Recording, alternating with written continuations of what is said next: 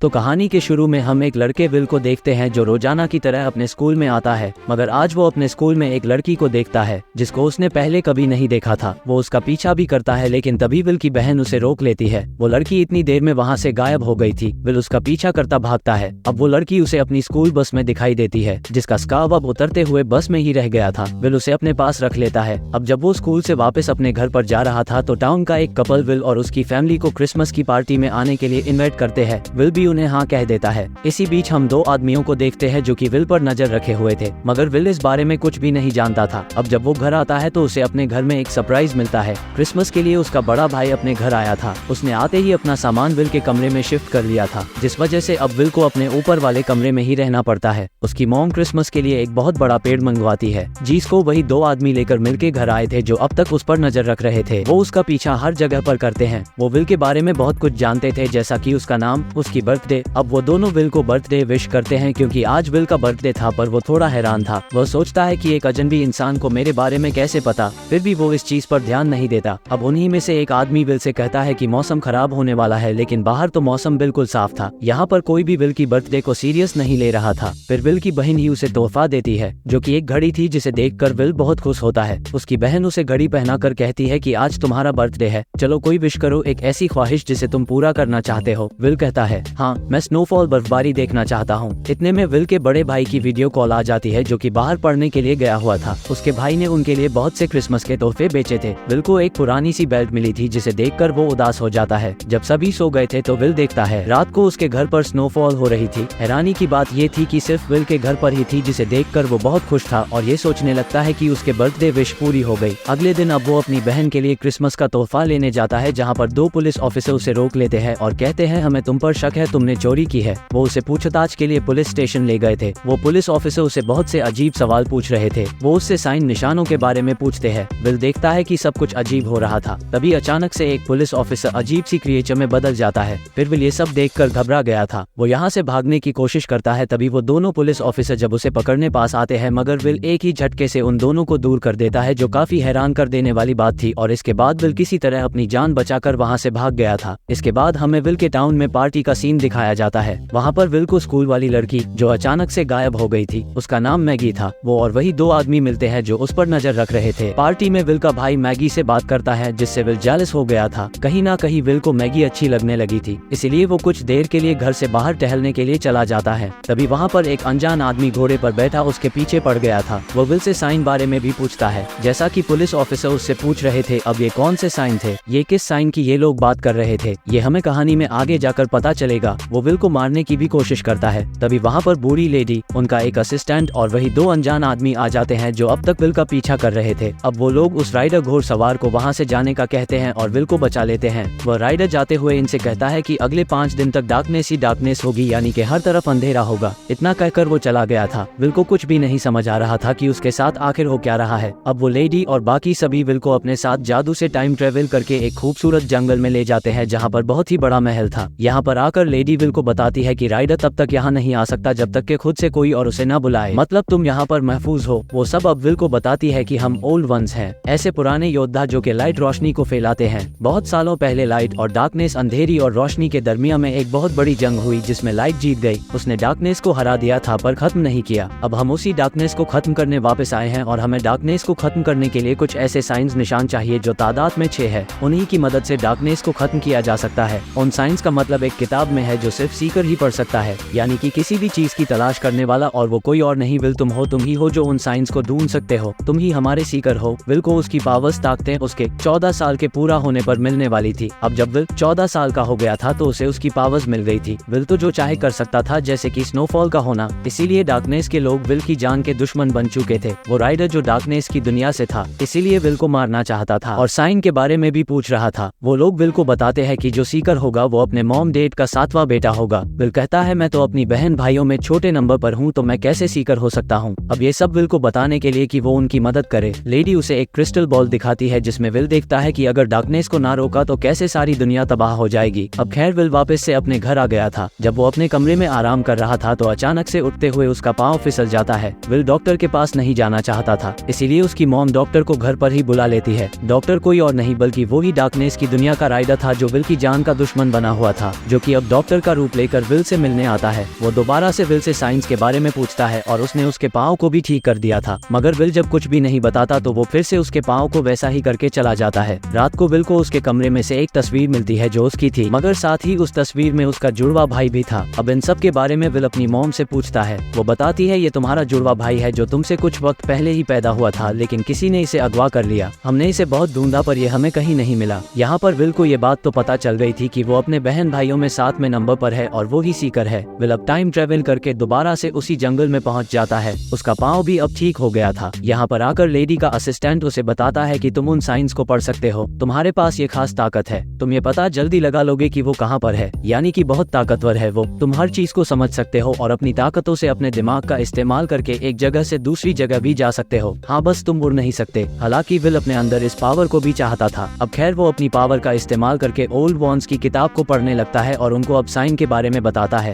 तभी वो अपने एक लॉकेट को देखता है। विल उसको तोड़कर उसमें से पहला साइन निकाल लेता है जो कि क्रॉस का एक निशान था। अब हम एक चर्च को देखते हैं जहाँ पर बहुत से लोग बैठे इबादत कर रहे थे। विल भी वहाँ पर टाइम ट्रेवल करके पहुँच गया था। दरअसल ये बहुत सालों पीछे आ गया था जहाँ पर सभी ओल्ड वॉन्स वॉरियर्स भी पहुँच जाते हैं। यहाँ पर इनके पास एक बहुत ही बुरी औरत आती है जो अचानक से इन पर सांपों से हमला कर देती है। सभी उन सांपों के नीचे फंस गए थे, मगर विल किसी तरह वहाँ से निकल जाता है और वहीं पर पड़े हुए एक ढांचे से दूसरा साइन भी निकाल लेता है। उधर दूसरी तरफ हम राइडर को देखते हैं जो किसी को बता रहा था कि विल को दूसरा साइन भी मिल गया है। घर पर विल का भाई मैगी के साथ था। अब यहाँ पर विल भी आ जाता है। वो मैगी से बात करता है। मैगी उसे जादू करके दिखाती है। विल को ऐसा लग रहा था कि वो भी ओल्ड वॉन्स में से है, यानी कि रोशनी फैलाने वालों में से। मैगी कहती है नहीं, मैं तो तुम्हारी तरह हूँ। विल उसको उसका स्कार्फ भी वापस करता है जो उसे बस से मिला था। तभी यहाँ पर विल का भाई आ जाता है जो विल को बुरा भला सुनाकर मैगी को अपने साथ ले गया था। इस बात पर विल को बहुत गुस्सा आता है। वो बाहर जाकर इतनी जोर से चिल्लाता है कि एक दरख्त में आग लग गई थी। ये सब कुछ अब विल की बहन भी देख लेती है। इससे पहले विल उसे कुछ समझाता एकदम से मौसम खराब हो गया था। अब वो अपनी बहन को अंदर लेकर जाने वाला था। तभी एक अलग टाइम ट्रेवल करके विल अपनी बहन के साथ एक ऐसी जगह पर आ गया था जहाँ पर जंग हो रही थी। यहाँ पर कुछ वॉरियर्स योद्धा उसे पकड़ लेते हैं और पकड़कर पानी में फेंक दिया था। विल को अपनी बहन की बहुत फिक्र हो रही थी। वो वहाँ पर तीसरा साइन भी देखता है जो कि एक शेड पर बना हुआ था। जिस वॉरियर्स के पास वो शेड थी उसको विल की पहनी हुई घड़ी बहुत पसंद आती है। विल उस वॉरियर से ये सौदा करता है कि मैं तुम्हें अपनी घड़ी दे दूंगा, तुम मुझे अपनी शीश दे दो। अब यहाँ पर इसे तीसरा साइन भी मिल गया था। ये उसे लेकर अपनी बहन के साथ वापस टाइम ट्रेवल करके अपने घर आ जाता है। हम राइडर को देखते हैं जो किसी पर चिल्ला रहा था कि विल ने तीसरी साइन को भी ढूंढ लिया है, तुम अभी तक कुछ नहीं कर पाए। वो उसको बचे हुए साइन को ढूंढने का बोलता है। टाउन में भी अचानक से स्नोफॉल शुरू हो गई थी। यहाँ पर विल से मिलने उसका भाई आता है जो राइडर के कंट्रोल में था। वो उसे बाकी के साइंस के बारे में पूछता है जहाँ पर वो उसे कुछ नहीं बताता। तभी उन दोनों में लड़ाई हो गई थी। वो टाइम ट्रेवल करके एक पुराने से होटल में पहुँच जाते हैं जहाँ पर लोग मुर्गियों की लड़ाई करवा रहे थे। अब यह उसे दौरान विल को यहाँ से चौथा साइन भी मिल जाता है। उसे लेता है और दोबारा से टाइम ट्रेवल करके वापस घर आ गया था। यहाँ पर विल अपने भाई को जोरदार मुक्का मारता है जिससे वो बेहोश हो गया था। अब जब उसे होश आता है तो उस पर से राइडर का कंट्रोल भी खत्म हो जाता है। विल को चारों साइन मिल जाते हैं।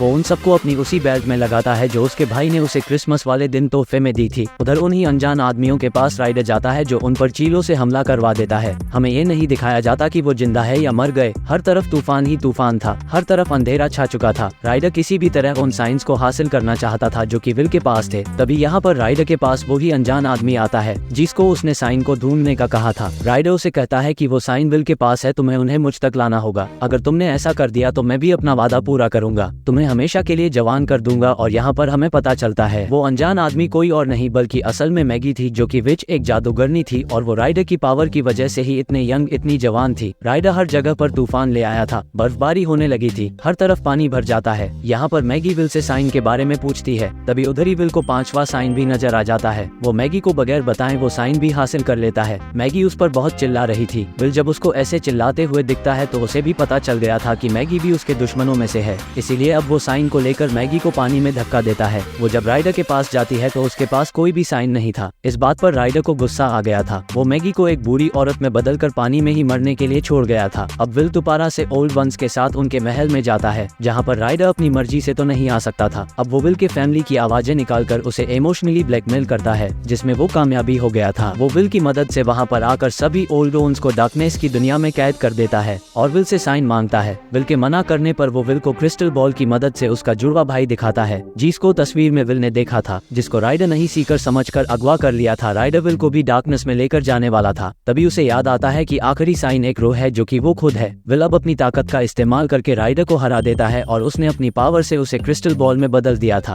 उसकी ऐसा करते ही सभी ओल्ड वंस डार्कनेस की दुनिया से आजाद हो गए थे, जिनके साथ विल का भाई भी आजाद हो गया था। विल पहली बार अपने भाई को देखता है जो बिल्कुल उसके जैसा था और वो आजाद हो चुका था। उसे लेकर यह अपने घर आता है। सभी उन दोनों को देखकर बहुत खुश होते हैं। विल के सभी भाई एक साथ रहने लगे थे। उसकी मॉम सबको देखकर बहुत खुश होती है और इसी तरह विल ने डार्कनेस को दुनिया का हमेशा के लिए खत्म कर दिया था और इसी के साथ ये कहानी यहीं पर खत्म हो जाती है। अगर आप लोगों को वीडियो अच्छा लगा हो तो वीडियो को लाइक करके चैनल को सब्सक्राइब करना मत भूलना।